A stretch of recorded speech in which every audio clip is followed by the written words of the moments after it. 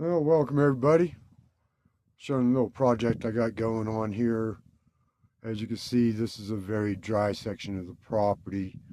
The top of the property as well. And so what I'm digging here is a half moon swale permaculture. And ran into some really heavy compacted clay there. What I want to try and demonstrate with this is show that you can do a lot with just a few tools. So basically all I'm using is a shovel and a construction bar. A construction bar is really come in handy with this clay, really compacted, hard clay. Nothing but bindweed, that's all bindweed in there. That's what this property grows really well here. And well, that's because if you have a lot of bindweed on your property, that's because this dirt wants to be covered.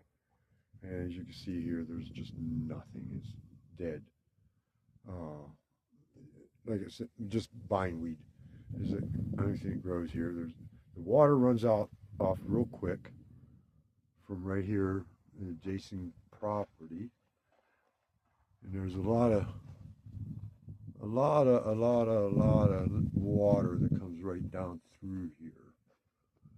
Comes right down this way, past all that there, and right down into here.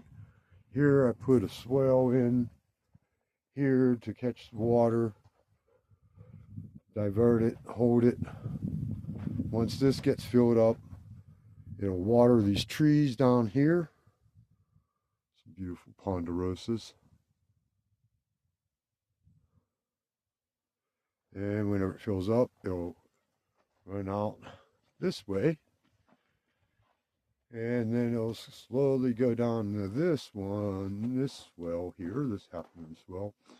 This isn't a very shallow one. This is only just to help some more of the water. So as storage, this is all shell right underneath here. Nothing but really hard packed dirt and shell. Too hard to dig, but it's it'll hold, oh, I don't know, maybe possibly 1,000 gallons. So this was an easy dig. That dirt was pretty dry and powdery. Then the same process here, it'll fill up and I'll have it come over here to this swell.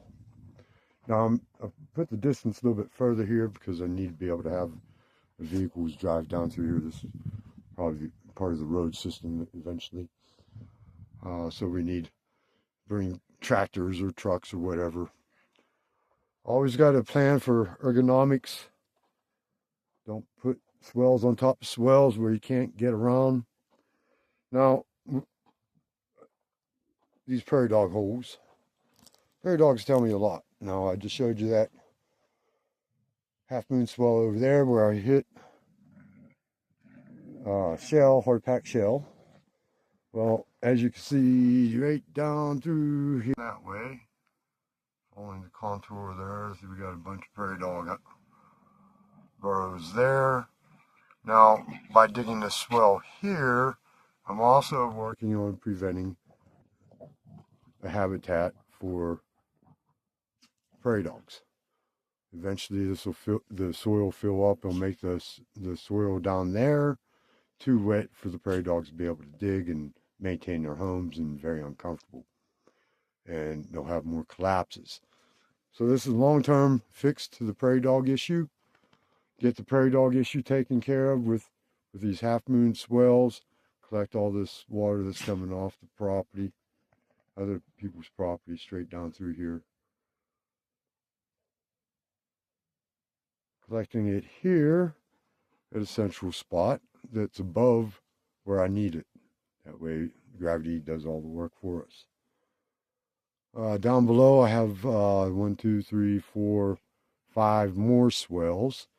And that's why we got that green going there.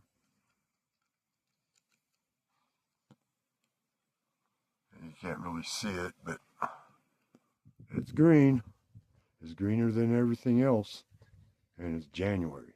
Now, I don't know what the plant is. It's too small. It's a weed for sure, but weeds tell you what your soil, your dirt needs. If your dirt is growing weeds, it's not soil. It's telling you it needs something. So once I find out what that plant is, I'll be able to address what the dirt needs to become soil. Definitely biochar, terra preta, worm castings, and that's all coming up. I'll have videos on that kind of stuff, but I just want to show this Half Moon Swale. I want to finish this up real quick. As you can see, I've got a smaller trench dug right down here, and that'll continue on through the whole bottom third of the Half Moon Swale. That'll allow water to even go deeper without having to make this too deep. And you want to make it on a slope.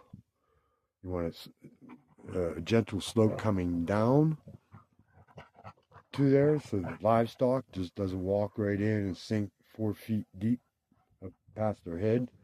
Poor goats. They wouldn't like that. And another prairie dog hole.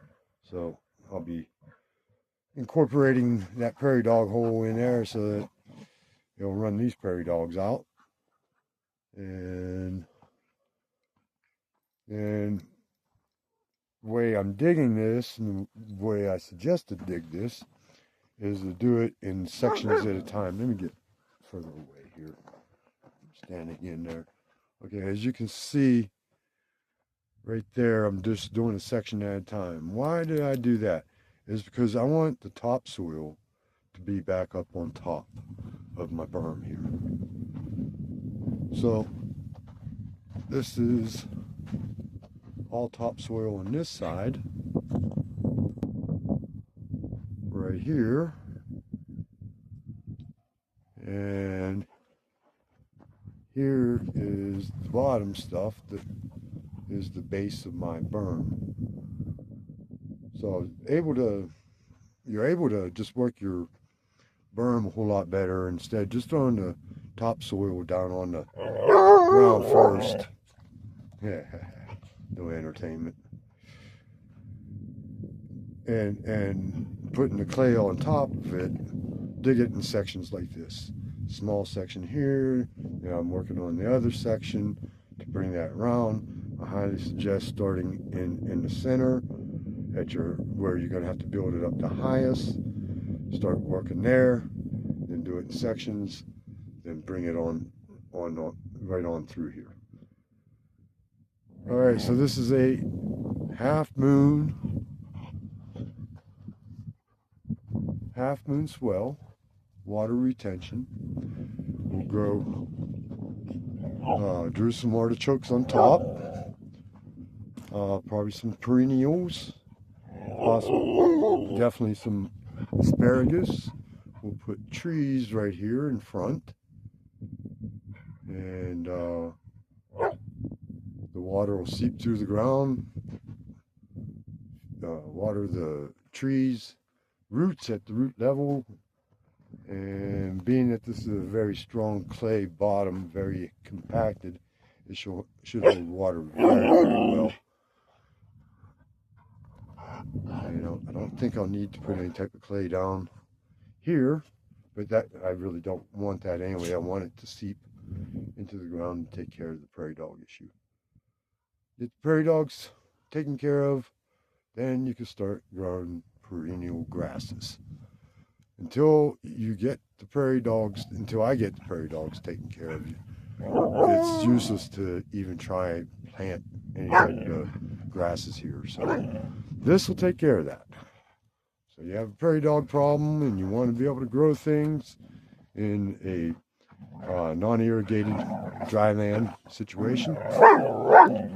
Here it is. Okay, I'm putting on a show for you guys. They want to show off.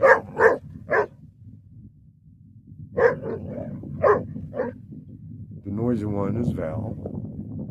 And the other one is Skipper.